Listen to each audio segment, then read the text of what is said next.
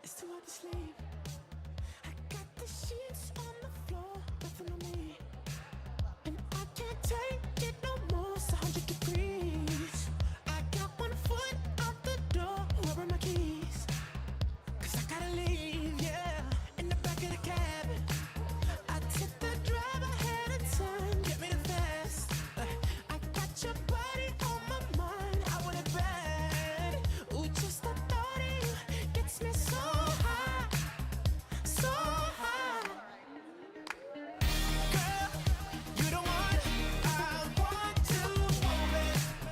And if you want me, girl, you got me. There's nothing I know I wouldn't do, just to get up next to you. Girl, you the one I want to move it. And if you want me, girl, you got me. There's nothing I know I wouldn't do, just to get up next to you. Just to get up next to you. You open the door, wearing nothing but a smile, fell to the floor. And you whisper in my ear, baby, I'm yours.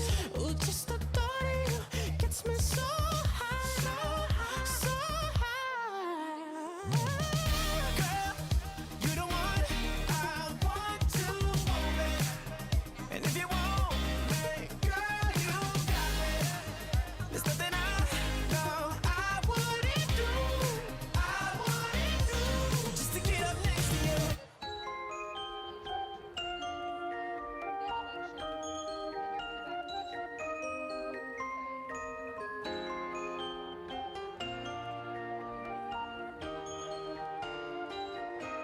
We get it almost every night. When that moon is big and bright, it's a supernatural delight. Good evening, everyone. It's such a wonderful way to start a new year, to be here with each of you, committed advocates, creative thinkers, and bold dreamers for a better North Carolina. Yeah. My name is Alexandra Sirota, and I'm honored to serve as the executive director of the North Carolina Budget and Tax Center, where every day I work alongside dedicated and thoughtful colleagues and partners to inform, communicate, and advocate for better policies that will deliver well-being that every North Carolinian deserves. I therefore want to take a moment to share my gratitude. I want to thank our board and staff. Please stand.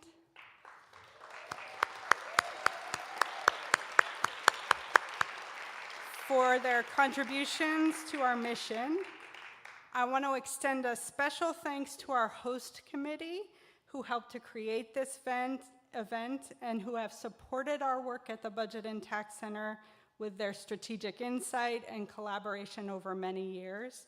Cassandra Stokes with NC Black Alliance, Brandy Bynum Dawson with MDC, John Quinterno with South by North Strategies LLC, Julia Hawes with Democracy NC, and Louisa Warren with the Center on Budget and Policy Priorities.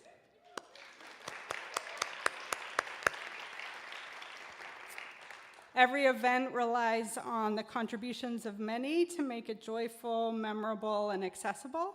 And I want to thank Al Strong and the Fresh Five for the music, Alan Lux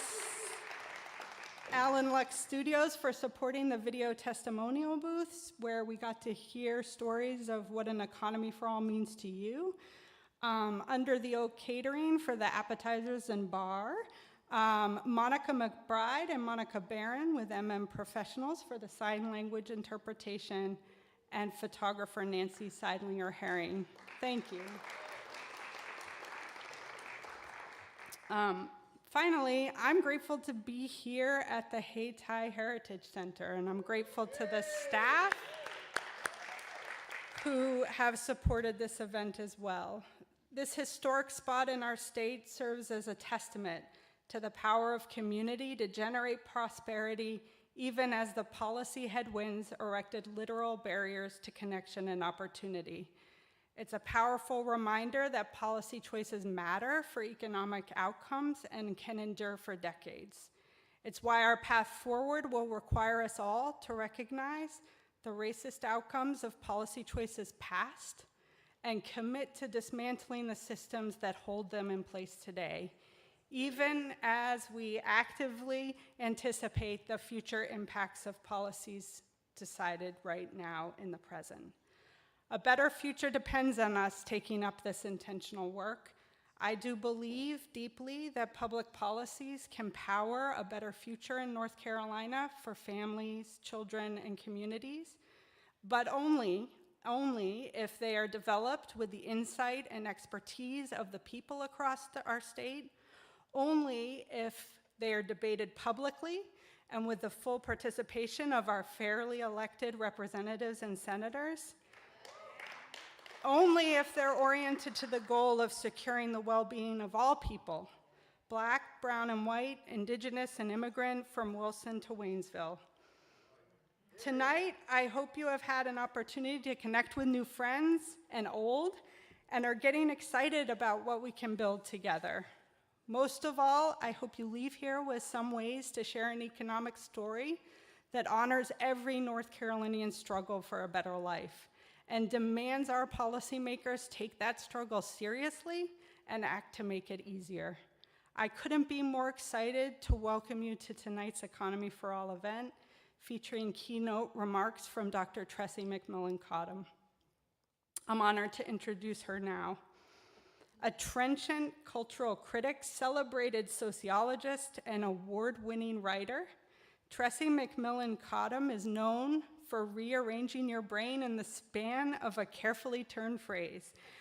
Her breadth is phenomenal. It moves from the racial hierarchy of beauty standards and the class codes of dressing for work to the predation of for-profit colleges and the stain of racial capitalism on our plural democracy, all while reimagining the essay form for the 21st century as she goes.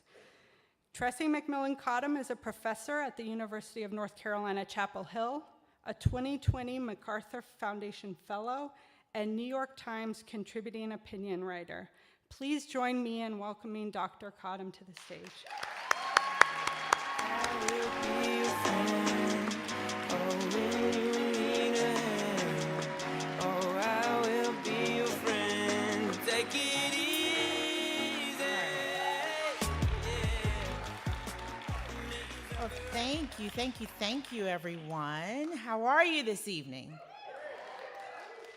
Thank you, Alexandra, for that wonderful introduction. Thank you for having me here. Oh, I see some friendly faces there in the audience. Hi.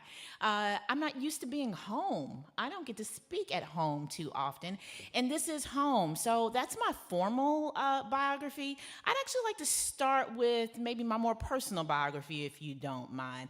I think it gives me more legitimacy in this room than that one. This is not my first time in Hayti. I can't even tell you about some of the times that I've had in Hayti. Some of them are appropriate, some of them are not. I've had good, lovely times for many years in Hayti, so amazing to be back in this space. I am from North Carolina, y'all. Yeah. I'd like to start there. I live and work in Chapel Hill, but that, whatever. Doesn't really matter. My family is from Robeson County. Yeah. And not to brag or anything, but we're kind of a big deal in Robeson County. In a little, small, unincorporated township called Shannon, North Carolina. Hush. Nobody knows Shannon, North Carolina. Okay. All right. So the closest big town to Shannon, North Carolina is a place called Red Springs. Okay. Okay. So I don't get to name Shannon, North Carolina very much. So excuse me for taking the opportunity to do so. We are Black, but we are also Lumbee by way of the Tuscaroras from around that way. I grew up in Charlotte, dubbed C for Life, West Charlotte High School. I graduated right down the road here at North Carolina Central University. Right? Thanks in part to the largesse of a bank that used to be called Nations Bank. Gave me a little scholarship. I appreciate them. Thank you very much. So I am invested in North Carolina. When I came back to Chapel Hill, I was in many ways coming back home. And I tell you all of this because my perspective on the economic well-being and the story that we tell about this state is not just from the perspective of someone who reads the macroeconomic data, although I do. And it's not just from someone who follows the political story of the state, although I am professionally obligated to do so. And it is not just someone who is very much embedded in the institutional crosshairs of a place that I think is ground zero for the political, cultural war of the heart and mind of this country, although that is true. It is a person who is embedded in, I think, the foundations of what is being used to write and rewrite the economic story of this state. My people are North Carolina. I am a North Carolinian. So my perspective about our economic well-being tends to be both historical, tends to look from below up rather than from top down. I tend to have a more expansive understanding. So when you ask me to think about how this state is doing, my first question is, whose state? And for whom? Right? And that's a question that's been put before me a lot lately. And so I wanted to kind of give you something that I'm kind of known for doing, which is a story that troubles people just a little bit. So I'm known for doing that. So I want to tell you about the story people want me to tell right now. And then I'm going to tell you the story that I prefer telling. And I'm going to tell you why I think it matters. So the story people would like for me to tell down the road there in Chapel Hill is that the state is doing great. And that is the macroeconomic story. Our macroeconomic story in the state is not unlike the national economic story, which is that we have historically low unemployment, that we have wiped out a significant amount of income inequality, especially racial income inequality. Wage inequality is narrowed significantly both in the state and nationally, about 40% at the national level, about 30 or so percent within the state. Not quite as good at gender inequality, but still, doing fairly good. And we like this national story, right? We beat back inflation, which was a huge concern over the last year or so. And especially going into an election year, people would really like for us to stick to that macroeconomic story. People would like us to stick to that story so much that I think I recently got into some trouble, which I'm not accustomed to at all. I excuse you, not accustomed to it at all, because, it's a convenient story. It is a story that says we're on the upward trajectory, and if you don't feel like that story is true for you, then you just don't quite understand the economic data. And part of my problem with that story is I'm the kind of person, I live in the kind of body for whom people always assume I don't understand the macroeconomic data. It's part of the reason why I made my career about understanding the macroeconomic data. I do not like arguing with economists. I do it just to prove that I can. And then I go about my business. I do not care, actually, what the economists are doing. Most of the time, I just do it because I can. And then I prove my point, and then I get back to watching television or whatever it is that I'm doing. But part of this is I understood pretty early on that being able to understand macroeconomic data was a tool for understanding whose story would matter. And in this case, this narrative about macroeconomic data was leaving out, I thought, an important part of understanding for whom the economy works. And I'm not telling this story to help one side or another win, because I don't think that's my job. And I don't think that's the job of most of the people in this room, because I don't think justice is about sides, right? Justice is about a destination, right? If you think that progress is getting from point A to point B, then you're just trying to get there, right? I'm not sure that this is about who wins or who loses. And so I didn't want to pick sides, because I tell people that's not my job. My job is to look at that data and to say, what's a different version of this story? So I get into it with some economists who say, Americans are not happy with their economic position right now, despite the fact that they are experiencing an historically healthy American economy. And economists trying to understand that have zeroed in on two explanations for that. One, we're still a little hungover from like COVID and inflation, and we just haven't gotten over it, which, okay, that might be fair. And I actually think there's a fair amount of truth to that. And the second one is that we're just watching a lot of negative news that is biased against the administration and doesn't want to tell us that the economy is doing well. And that one I'm a little fuzzier about. And what they have called this is a vibe session, that the vibes are off, that people are just having persistent negative vibes about the economy, that they are misreading their economic reality and they don't understand that they are doing well.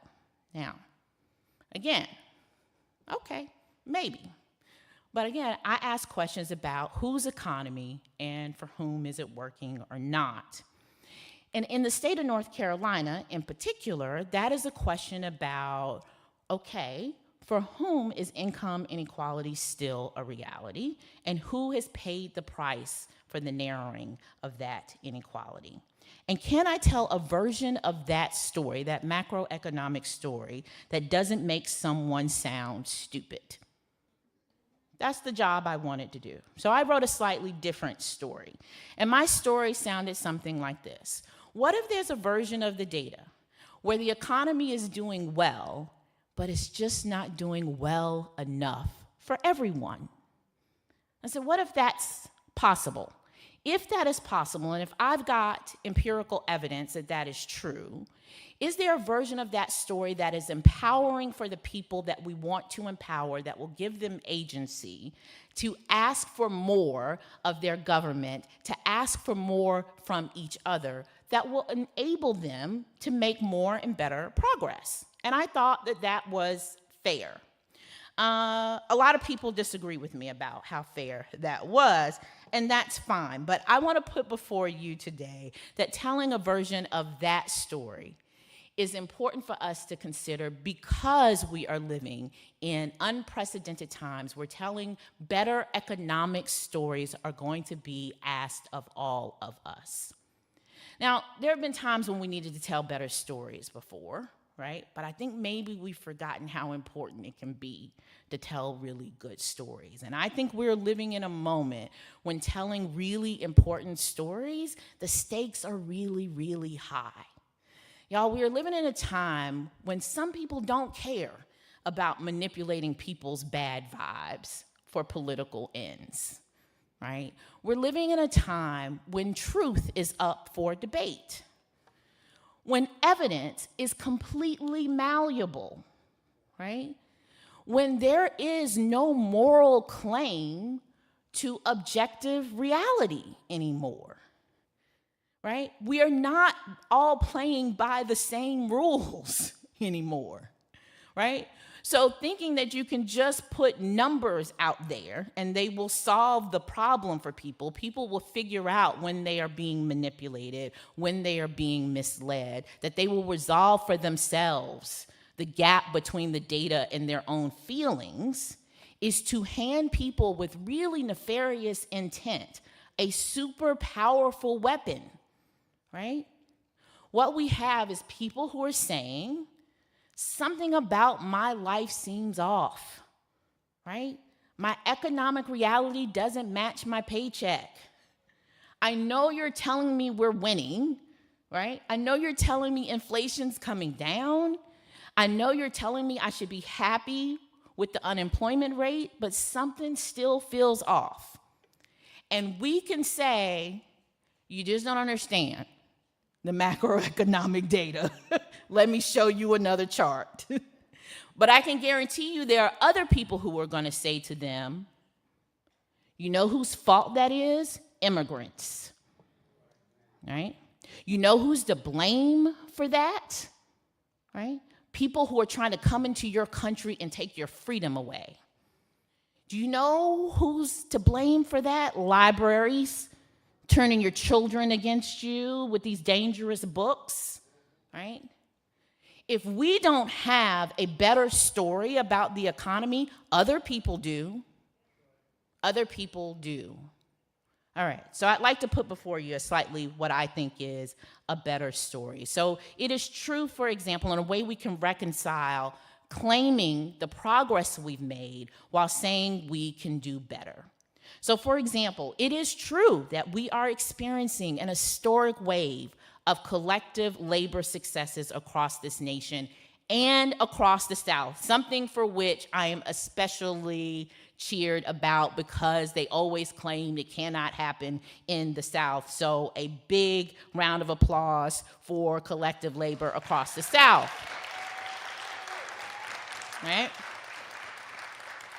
And in the South, especially in the state where we know something like the agricultural sector is so key to our economic well-being, this is still very much an agricultural state. I say as somebody from the eastern part of the state who grew up with the smell of hog processing plants and know it very well, because once you smelled it once, you smelled it forever, right? So the agricultural sector is really key to our economic well-being in this state. It is also a link to our state's rural corridors, and we still know, if you know anything about this state, you know that the rural parts of this state are still vastly disconnected from the intellectual and the political power centers of the Triad and the Piedmont in this state, right? But it's also more than that. The agricultural sector is a tether to our racialized labor past and history, right? It's where we have embedded different racialized standards for who counts as a protected labor class. It's where we've got the fingerprints of labor rules designed to separate Black and Indigenous workers, giving them different labor protections and privileging white workers, right? And so that's how we carry over sort of the history of slavery and Jim Crow into the present. So when we see successful organizing happening in the agricultural sector as we have seen it, right, that is a direct response and solution for our state's persistent racial income disparities, and that's a story we should be telling our state citizens. This is a thing we can fix, right? And we are fixing it, and it's happening because workers are fixing it, and you should feel good about that, right? Whether you work in the agricultural sector or not. And that has directly fed into the organizing happening in the service sector, where so many North Carolinians work. But that kind of data cannot tell a complete story. A complete story. Yes, income gaps are narrowing, but it is still really hard for workers to care for their families in this state, right? And that is because of the high cost of care work in this state, across this country, but in particular in the state of North Carolina. So in North Carolina, we've got this spatial mismatch between where educational opportunity lives and where affordable housing and good jobs live, right? And that shows up in many ways. But one way it shows up is in something called a care crisis, which we have in this state, right? When people go to work, somebody still has to take care of children, right? Somebody still has to take care of grandparents and elderly people. Somebody still has to help take care of disabled people and extended family and care networks, right? And there's a lot of friction in the care market, y'all, in case you don't experience it firsthand. But if you haven't, let me tell you, it is expensive, right? And in most places, just completely inaccessible, right? The waiting list, if it does exist, it is almost inhumane. Child care, after-school care, elder care, disabled services. There are parts of this country, parts of this state where it is functionally unavailable. That means people cannot work even if they want to work. So I want to use the more specific example of child care because it's the example that my macro economist friends hate the most. Because it has to do with women. So if there's one thing we should have learned during COVID is that the economy doesn't work if the care infrastructure does not work, right? So the first thing that happened when school went remote or absent, whatever it was, is that our work lives fell apart. Right? And we're actually still very much living with that. So the North Carolina Chamber of Commerce issued this survey, and they asked North Carolina parents about the availability of childcare in their lives. And 1 in 3 parents of young children in this state said they did not pursue education or job training in the past year because they could not afford childcare. All right? So we can narrow the income gap all we want, but that's a lot of people sitting it out entirely. Macroeconomic data does not capture that. Does not capture that. And guess what? Those people are sitting at home feeling like the economy sucks for them. They count too. They count too, right?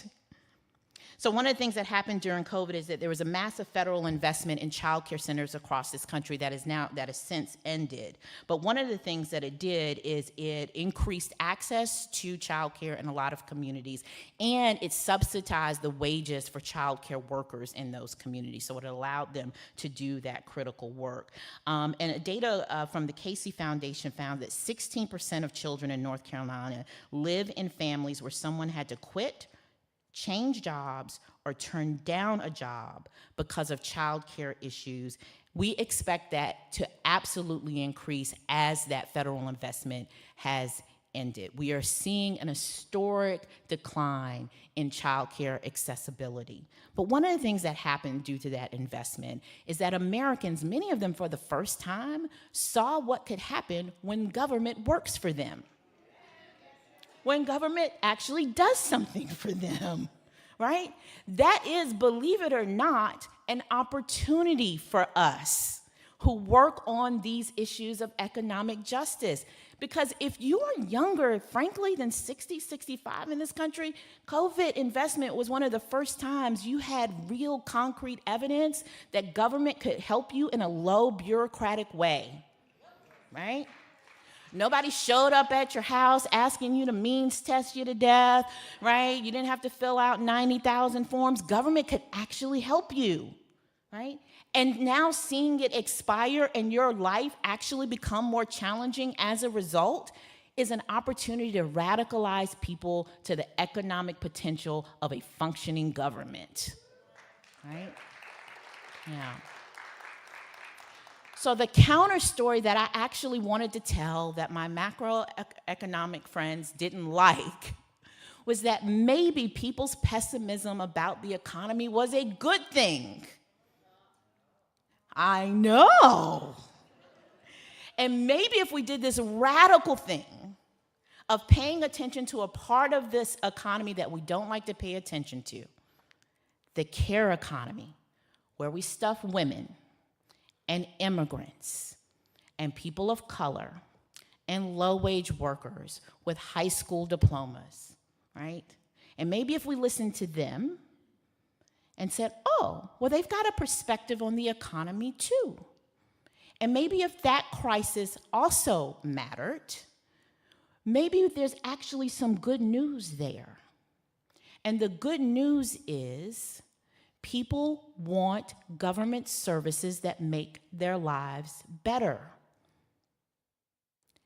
And when they have them, they have an opportunity to participate in a functioning economy for all. But we've got to tell them that story. If we are not telling them that story, someone will backfill it. Someone will backfill a much, much different story. The story that is currently being told, and I can tell you because I just finished reading another version of one this morning, is that Americans are not ready to go back to work at the wages that the labor market is willing to pay. When instead the data shows something very different. People want to work, but someone has to take care of children, right? And if we know that is true, those of us who care about people and a people-centered economy can say, can we reconcile this data in a way that helps people? The challenge is how do we tell these stories without reinforcing the post-truth bias that is looming out there and threatening the core of our democracy? And I do think that's our fear, right? I think we're afraid of saying, what if we say, no, the macroeconomic data is not the whole picture, right? And that causes people to doubt data overall. Then aren't we just feeding into what the other side believes, right? Maybe. I think, though, that we concede too early. I think we are capitulating too early, right? And I believe there's a path for it, but there is no path for it without us investing in a robust public education.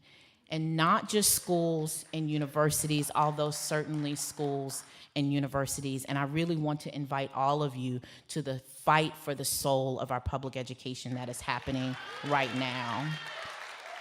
And there is a space for everybody. Going to a library meeting, going to your school board meeting, showing up and showing people that we do still care about what's happening in public schools and public universities. But I also want to invite you to create spaces of learning wherever you are doing your work. We need narrative-making spaces in every justice-making space in our community. It is a time for community learning, freedom schools, union schools, church schools, summer schools. We need all hands on deck with a narrative change. This is a discourse war, y'all. And I'm telling you, my fear is that they are winning. That they are winning, and we are conceding ahead of the game because we are so afraid of claiming a win and yet asking for more, right? When we have tailwinds at the back of union organizing, we're afraid to say that's great, but we want more, right? When income inequality has narrowed, we're scared of saying that's great, but we want more. When we have record employment, we are scared of saying that's amazing, but we want more. And there is a version of that story that we can tell, but we cannot tell it if we are afraid to ask for more.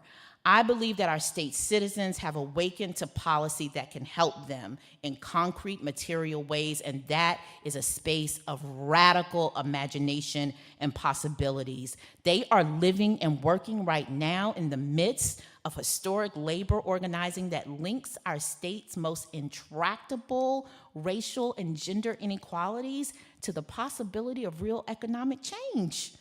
And some of them don't even know it. They are primed for an economic story that tells them the South can win, that we are winning, and we can win more. The state is at a crossroads. I will not lie to you about that. We are at a crossroads, and we are in the crosshairs. But our economic future is being constrained by political opportunism that is using narrative against us, right? We have the institutional capacity for concrete economic change, but we've got to go out there and tell our story. We can build a better economy for all of us, and we are, but we've got to tell people that it's happening. And I invite you to do that everywhere you cast down your buckets. And please don't forget about us in our public schools. We need all hands on deck.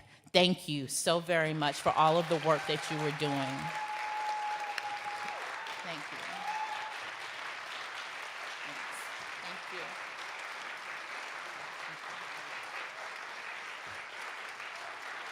I was almost on time. I was almost on time. I'm so worried. Where would you like me to sit, Mark? Wherever you would like to sit. All right. I'm going to take the card.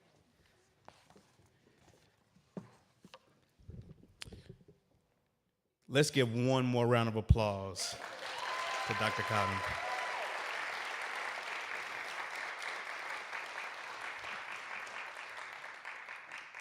Shannon, North Carolina could be no prouder.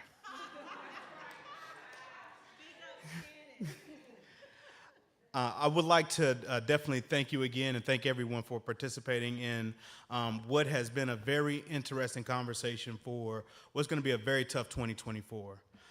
My name is Marcus Bass, and I have the pleasure of serving on the North Carolina Black Alliance and Advanced Carolina staff. But one of the things that I'm very proud of in this moment is being a part of the board of the Budget and Tax Center. And as a part of the board, we've been working with the staff to figure out how to have these conversations in this current moment. And Dr. Cottom, you said exactly what we've all been feeling and what we know inside. I want to take a quick second here and just to lift up a few lines, and I was been told to make sure that I take notes to really capture some of the conversation, and so I've done just that. Rewriting the economic story in this state.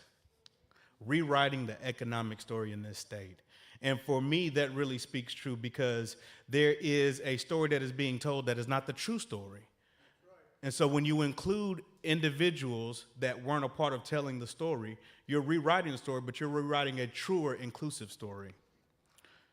Whose state and for whom? The story people want to hear versus the story that you're telling. If you don't feel we are doing well, then you don't understand the data. If we don't feel that we're doing well, it's not because we're not doing well. It's not because we're not actually doing well. It's because we don't understand data. Justice is not about sides. It's about a destination. That one landed. Telling a version of the story that is important for us to consider because we are living in unprecedented times. We don't need the same old story for the times that we're in right now. We're in unprecedented times. Ag is critical to our state and a pathway for rural prosperity. The agriculture sector is the foundation of labor and race relations in our state. It's how we carry over the history of slavery and Jim Crow into the present. Yes. Radicalizing people into creating a functioning form of government. Maybe if we pay attention to the care economy and value their perspective about what's being told, we can move forward. ready to go back to work if there is someone that can watch our children. In this moment, we have a question and answer portion, and Alexandra and Dr. Cottom are going to go through a few questions that have already been planned for us. I'm energized about this conversation on our economy, a topic that is too often considered off limits. A lot of folks say it is not our job, women, to talk about the economy. It's not our job, black people, to talk about the economy. It's not our job, Latinx, working class individuals, to worry about the economy. Let's let someone else handle that conversation. But tonight we have an opportunity to leave here with the words of Dr. Cottom and the support of the North Carolina Budget and Tax Center and partners around this room. And I want to say one thing, this is a beautiful room. I don't think you recognize not just the optics of the space, but the individuals here represent each and every corner of North Carolina. You should give yourselves a round of applause. Alexandra told me that even this morning, folks from the western part of the state were calling, apologizing because of the snowstorm, couldn't make it here. So there's something that is happening here that we want to make sure that we seize in this moment. And so let's kick off this moderation of our question and answer session with Dr. Cottom and Alexandra. We're first asking Dr. Cottom, can you detail the role of for-profit colleges in growing inequality in your book, Lower Ed? So what is the role? Talk to us about what the role is of policy in making sure for-profit colleges generate promised benefits for students. Oh, yeah, that was a deep cut. I appreciate that. And thank you, Marcus, for the wonderful summation of the talk this evening.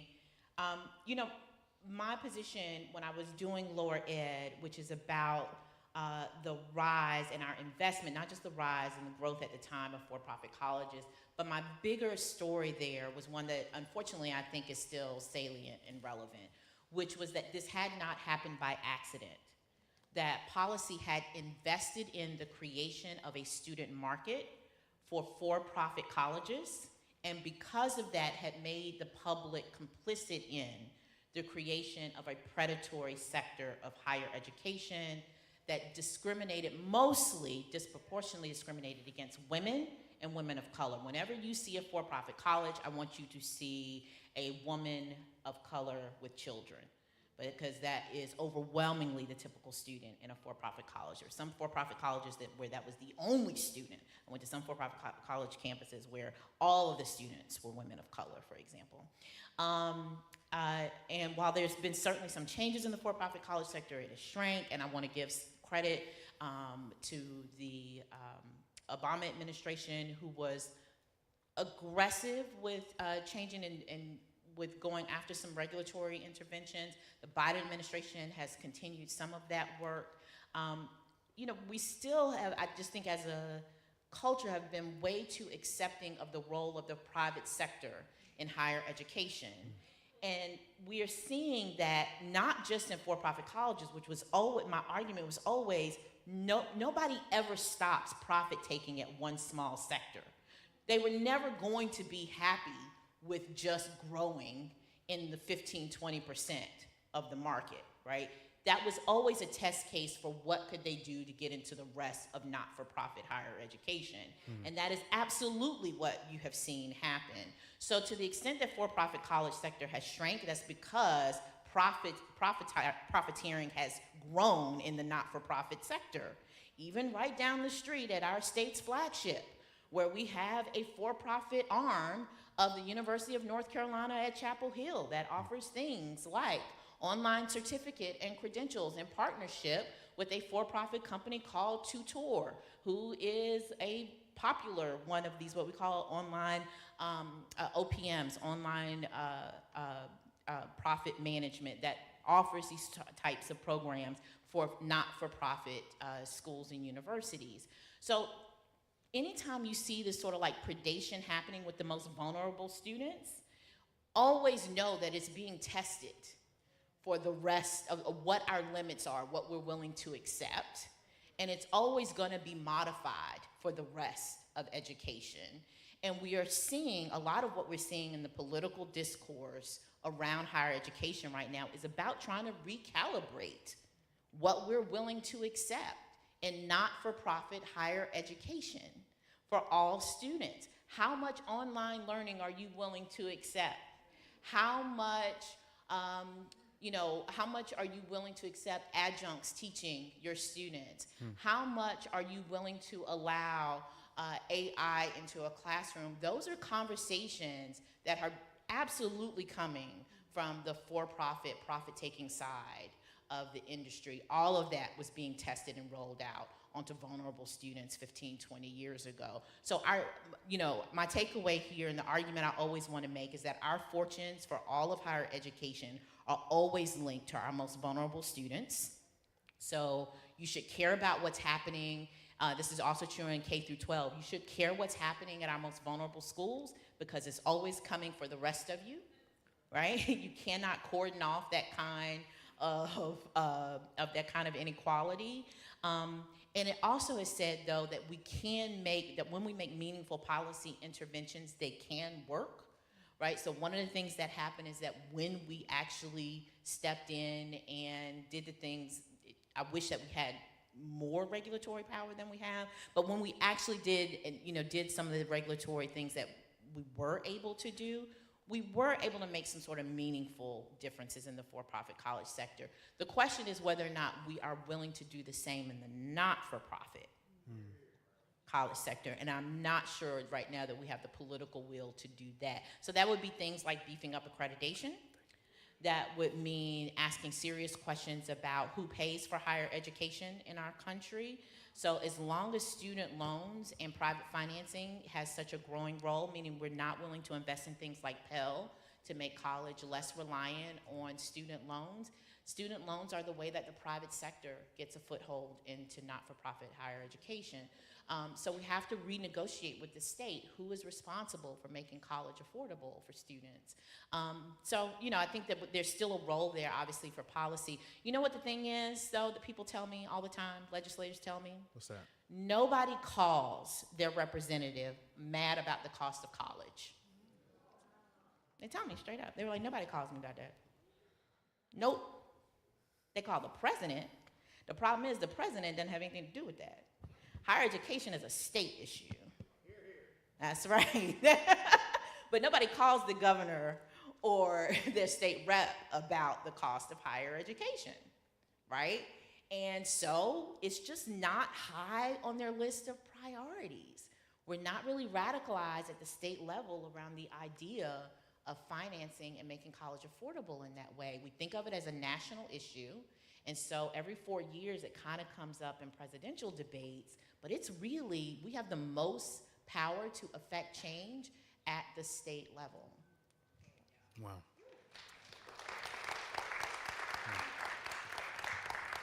That makes me think, North Carolina, we brag on our colleges, especially our public institutions. But what does it mean to say that you graduated from the best school in North Carolina if it underfunds the majority of their schools? That's right. You're not at the top. You're grabbing for the top of the bottom. That's right. So thank you for that. A follow-up question in this same kind of vein of public universities. Can North Carolina, our public university system, the UNC system, can that actually be an engine for social mobility in our state? And if so, what would that require? And you already kind of spoke a little bit to that. I don't know if you want to expound or if you think you kind of really said it. I certainly want to expound. Thank Please you, do. Marcus. I didn't think I had this much to say tonight. You at home. Is she at home? That must be what it is. That's right. You know what it is? Y'all put me on Fayetteville Street. I don't think I'm this talkative on Franklin Street. Okay. You can add one more memory to your Hey Top bucket. Yeah, I know. That's what it is. You put me here. I'm at home. Okay. All right. Listen, here's the thing. You know when I said my family's from Robeson County and I'm in Chapel Hill, that's a long way. Yeah. And you have to be from North Carolina, I think, to understand how long that road is. And that's part of the problem. That road was not ever meant to be that long. The road from Eastern North Carolina to the state flagship should be shorter. Right? That's right. This is the only way this state works. And it used to be actually a little shorter. So we've had some changes over the last 25, 30 years. Right? So we have sort of renegotiated how many seats we allocate for in-state students versus out-of-state students, and that has changed the calculus from where within the state students come, right? But getting to our state universities used to just be a function of being a citizen of this state. Admittedly, it's never been as fair as it should have been, and they've never been equitably funded. In particular, the historically black colleges in the state have never been funded to the level that the state has been legally obligated to fund them, and in fact, they still owe historically black colleges money, and I just want to make that point. But going into the public higher education system in this state have been part of the continuum of just being a citizen student in this state. That has become more difficult with more potholes, right? A lot of that complicated by problems, challenges in the K-12 system, but also by the high cost in this state.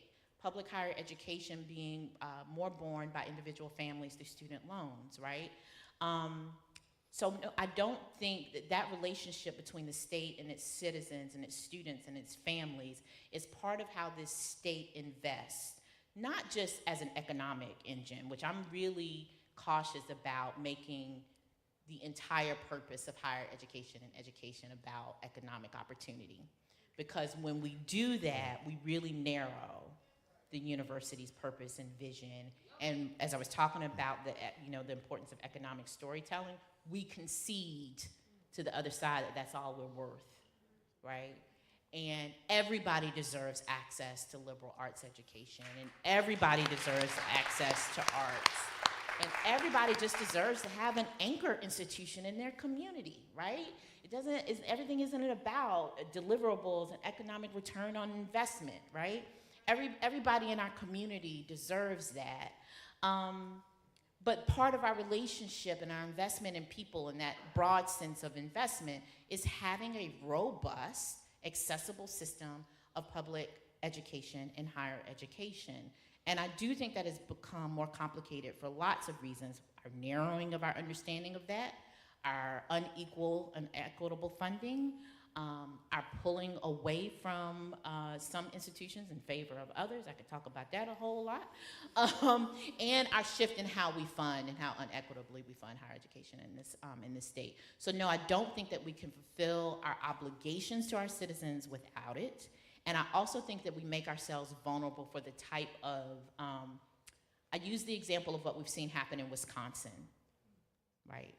I think that if you weaken public higher education and its relationship to its citizens, it opens up a political takeover of the state in a way very much like what we saw happen in Wisconsin, and it can take generations to get that relationship back. It also makes me think about Louisiana and the public school system in Louisiana as well, too. Breaking the relationship doesn't take but a year or two. That's right. Rebuilding it can take generations. That's right. That's right. While we're on this education space, I definitely want to shout out, as a moment of personal privilege, the group that is fighting for access to Leandro funding, Every Child NC. Who?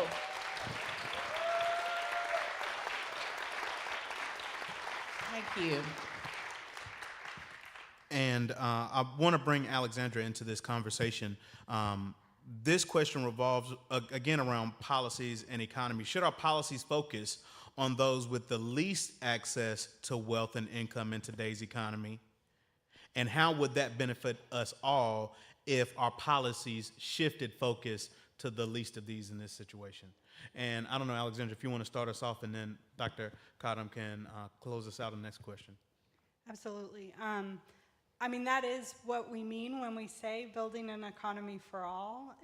It to me means that we start to dismantle the barriers that have been put in place by past policy choices and present policy choices, and make sure every person is connected, starting with repairing and focusing on those who have not been connected to opportunity, who have not seen the investment of dollars in their community, is going to unlock the potential in this state in ways that we can't possibly quantify alone.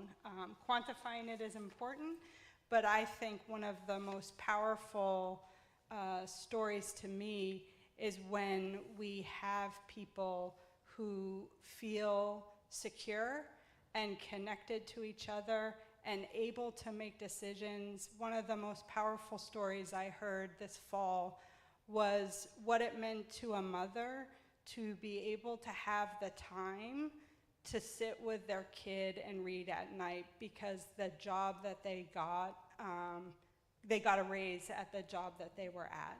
And just having that extra time meant so much, not just to the parent, but to obviously the child too. And I think when we have ignored the impacts of past policy choices, we have not ever gotten to the full potential that we have in this state. So it's absolutely essential that we center those who are most impacted by the policy choices being made. And I think I would be remiss if I didn't say that from our perspective, looking at the analysis of policy choices over the past decade of how our public dollars have been delivered to the very wealthy through a series of tax breaks delivered out of state to profitable corporations and their shareholders. Those dollars need to be in our communities, helping our families connect, and really contribute in the ways that we know so many of us want to be able to do, want to be able to be in relationship with each other, but so much of the economic model is broken. So it's absolutely essential, and I'm excited to work with you all on that.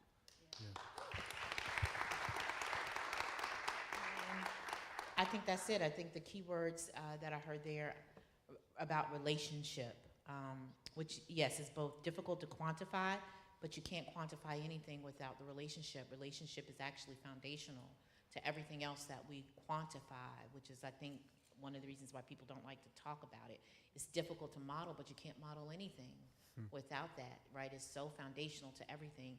I do want to say, and thank you for bringing our attention back to wealth, because we talk so much about income, but wealth is the link to historical, cumulative inequalities. And it's the reason why we don't like to talk about wealth, because wealth starts to get at things like inheritance, wealth starts to get at things like generational transfers, wealth starts to get at, frankly, things like people's identities are linked to those things. But without thinking about and without attacking and going directly at wealth, there's nothing income can do. And we know that everything that has ever been modeled will show you that. There's nothing income can do to overcome the floor that wealth builds beneath sort of inherited intractable inequalities. Okay. So the reason why we need to center people who are at the losing end of wealth inequalities is because everything else that we do around income and all the other policy interventions will always lag if we don't do them, right? They'll always just sort of be, you know, sort of self-fulfilling kind of busy work if we aren't doing the concomitant wealth work. All right, we're getting somewhere now. All right, now, if you just came for the wine, you know, that part is over. We're getting into the meat of the conversation now. So when we talk about wealth, and I think the South is a good place to have this conversation, because people have aspirational ambitions towards wealth, and they will put themselves, in particular, small businesses, right? When we talk about business versus people, oftentimes you'll see small business owners, you know, equate to themselves or try to assuage themselves with a part of the industry that they are very far from. And I think the same goes when we talk about income inequality or wealth. When you are talking about wealth, can you define or talk about what we mean? What community of people is that? And, you know, not singling out anybody in the room. I know folks can build a haytide in any community, but, you know, there's a difference between having, you know, the ability to build certain things with collective power and one individual being able to build a whole city, having that type of wealth. Break that down for us. Oh, yeah. I hear you, because I want to honor the fact that, yes, we have community wealth in that broad sense. We are a deep and rich and varied people, and having collective power is a thing. But when I'm talking like Amazon wealth, no, none of us have that. and by design. And that's what, and I want to be very clear, that is not by lack of having intellectual ingenuity, because we don't have patents, because we don't create anything. No, because that has been structurally extracted. Yes. And the process of owning it and profiting from it has been obscured, obfuscated, and stolen. So this is not from lack of ability and because you don't create anything, you don't have blah, blah, whatever. No, that is because you've not been able to benefit from the legal, economic, and political structures that allow wealth to accrue to a few at the expense of the many. So when I'm talking about that kind of wealth, I'm talking about the kind of wealth that takes from the masses of workers and consolidates that through all kinds of means, tax, regulatory structures, political power, et cetera, and allows them to extract that for personal gain and turns it into quote-unquote family wealth. But there's no family wealth without the state saying you can take all that money from workers, right? And when some communities do it, immigrant communities do it, black communities have done it, it's been taken. You can just go right down the street. Look at our insurance companies, Black Wall Street, right? Who have tried to participate in that type of capitalistic endeavor, and it has been declared outside of bounds of what needs to happen. So no, it's not about whether or not you're doing the right thing. So yeah, wealth in the sense of that kind of wealth. And I think that's important. I came up in a generation, I know others here too, where they told you, if you cut your hair, That's right. if you learn how to play golf, Brooke Cox, you can be the next Sam Walton. You can own the next Walmart. Nobody's saying that anymore. Nobody's saying any of those things anymore. You can't find a golf courses are shutting down across the country. So, I mean, I think it is a very true thing around this narrative shift that we have to talk about. And I think it's interesting when you mentioned in your speech, people younger than 65, the COVID investment was the first time and the realest time that we've had any evidence that government can help you in a non-intrusive way. And at the same time, corporations grew larger profits than they ever had in history during COVID. Yep. So these two things, Yes. I mean, is there anything you want to say in that space? Well, only that I thought there was this moment, right, where people saw the PPP program juxtaposed against the way we talked about and villainized other parts of the American Reinvestment Act, right? That I thought that those of us who work on the ground could really translate for people and leverage. And when I talk about these spaces of radical possibility, when I've got people, and I think this might be true for some of y'all too, because listen, conservatism isn't owned by one group of people. It exists everywhere, you know. Amen. And you got folk who I'd heard for the first time in my life saying stuff like, they didn't care about people getting them PPP loans, though. Right? That's a moment to explain to them the difference, yes, and how government can work differently for different kinds of people. And we have these moments to talk about how corporate monopoly works, right? And we had this moment to talk about the difference in how policy could make your life better, right? And we did have those moments, absolutely. So we had this sort of like massive investment happening on both the corporate side and in sort of the everyday American citizen side, but with very different narratives and very different outcomes. It's interesting how they are going after people, vilifying them for PPP fraud when we have individuals at the highest levels of government that are committing atrocities that will never see the light of day. But that's for another conversation. Back to the questions. Alexandra, what do you see in North Carolina's economic landscape that is an opportunity? And then what do you see as a concern?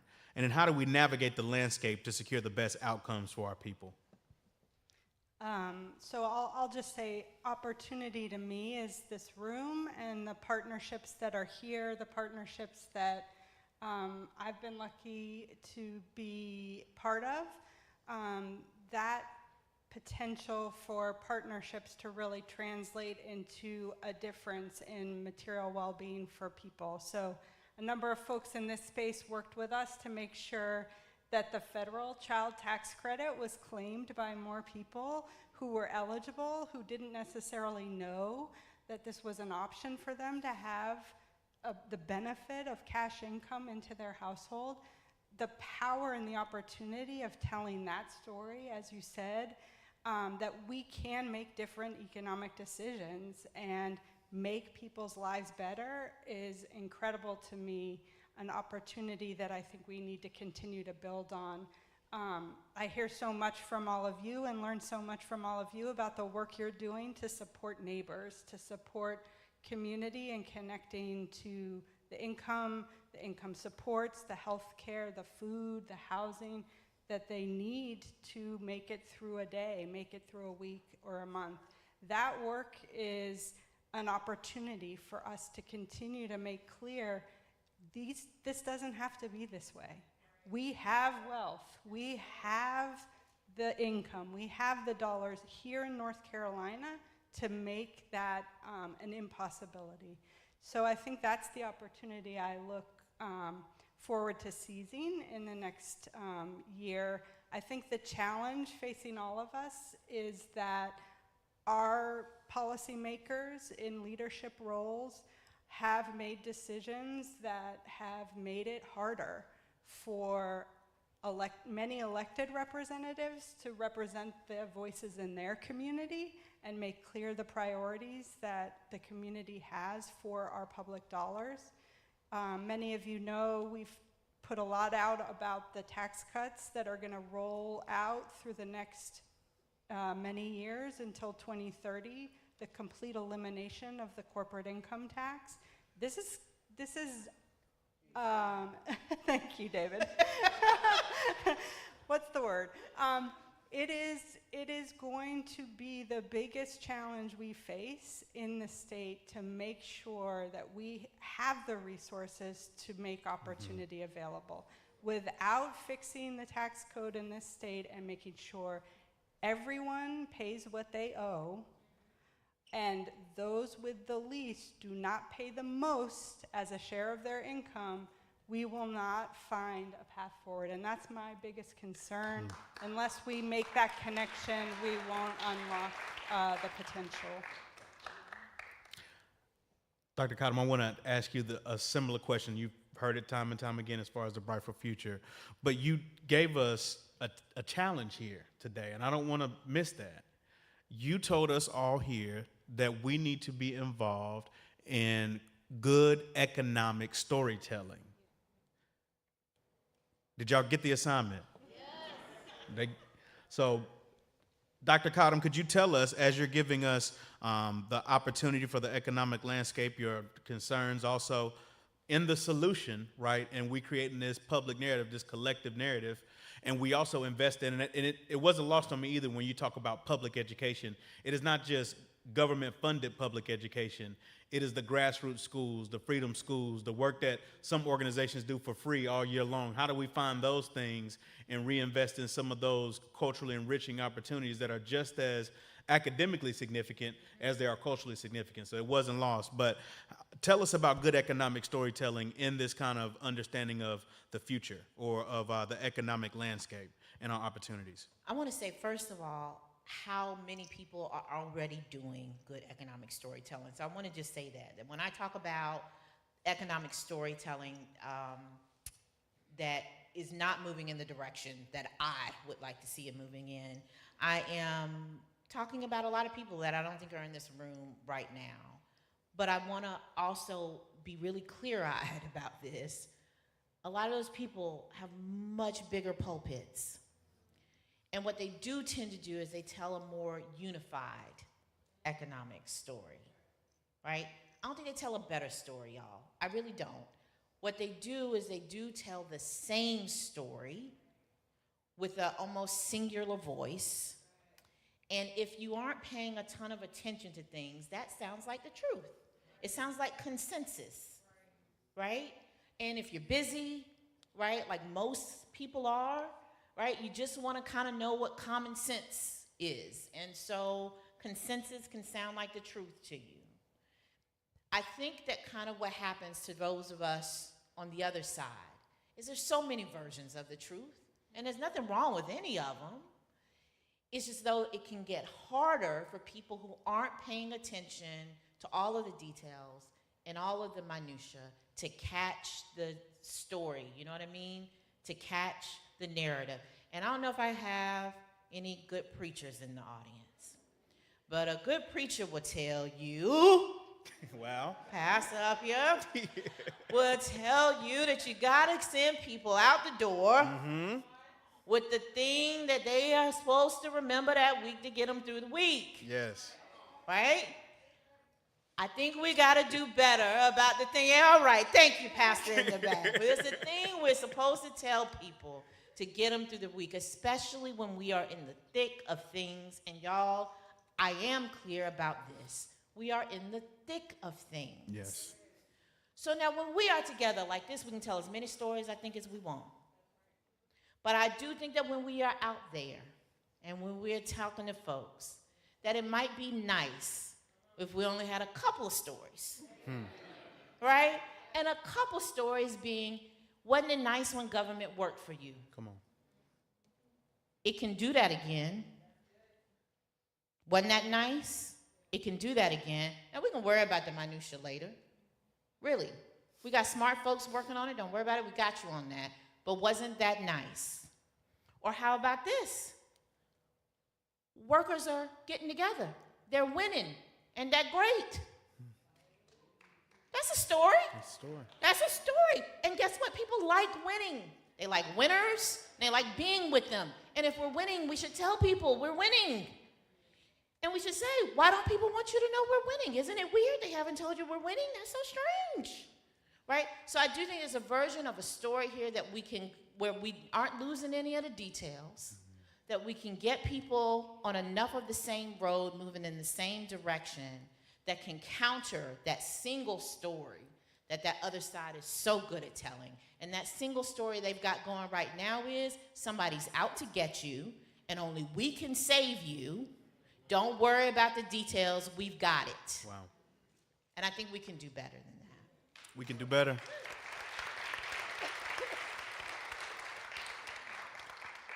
This story of this place and this space would not be complete without acknowledging the ancestral lands in which we are occupied. And I would like to thank Sean McMillan, founder of Fayetteville PAC, and also Deputy Director at Blueprint, for providing this information for me. The lands in which we are partaking in this service today are not our land. This land is not our land. This air is not our air. This water is not our water. We are borrowing it. And in some cases, we are trying to eradicate the harms that cause the space to not be occupied by these individuals. And so I want to just acknowledge the Lumbee tribe, the Tuscarora tribe, the Sherrod tribe, the Manu tribe, the Occaneechi tribe, and the Shakori tribe and their existence in this space. Also, too, this is the celebration of King Week, and so I think it is fitting for us to acknowledge in a church that at one time was occupied by St. Joseph's African Methodist Episcopal Church before gentrification. We acknowledge the individual that so brilliantly championed the cause of economic justice as much as he did racial justice and civil rights. That's Dr. King. Yes, we can clap for Dr. King. It's okay. Diane, you would be the one to remind us that we just don't have to only celebrate on one day at King Day. We can clap for King on multiple days. Thank you all for this conversation. Thank you for our panelists. Let's give our panelists one big round of applause.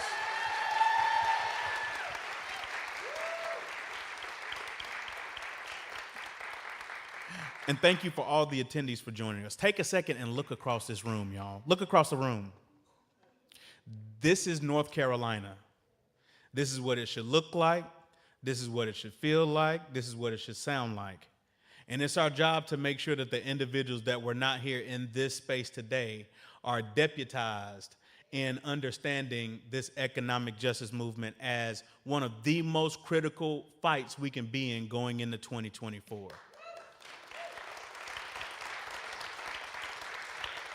We just had a whole political conversation here, Senator, and we didn't even go to D.C.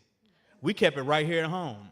And this conversation is more salient here about what's happening day to day in North Carolina than anything outside of this state. And so when we are talking to voters and trying to encourage them to educate themselves properly, we need to make sure that we don't have to follow the same taglines that we see, on the national news. We can talk about the impact of public education. We can talk about the underinvestment in our rural communities. Shout out to Eastern North Carolina in the building, I see you. And we can and must be talking about, we can clap for rural North Carolina, last clap. And we can and must be talking about how the economic rules created by policymakers can lead to our collective liberation. We have seen what happens far too often when very wealthy, and we know what wealthy is now, and we can talk to individuals that may be thinking they're on a path to wealth and remind them that they're closer to our side than they are to the side that they aspire. We have seen what happens when these folks outsize and influence over our economy. Skyrocketing corporate profits alongside growing gaps between what people make and what they can afford, and some lawmakers diverting our public dollars from our communities to give tax breaks to the wealthy few. When corporations and the wealthy few pay what they truly owe in taxes, we can fund the building blocks of economic opportunity, our public schools, safe and affordable housing, and more. I want to thank each and every single one of you all for participating again. And Alexandra, I don't know if there are any other closing remarks that we may have.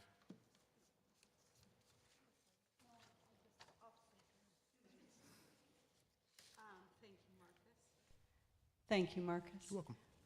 Thank you so much, Dr. Cottom. Your words were an inspiration and so energizing in such a critical moment for our state.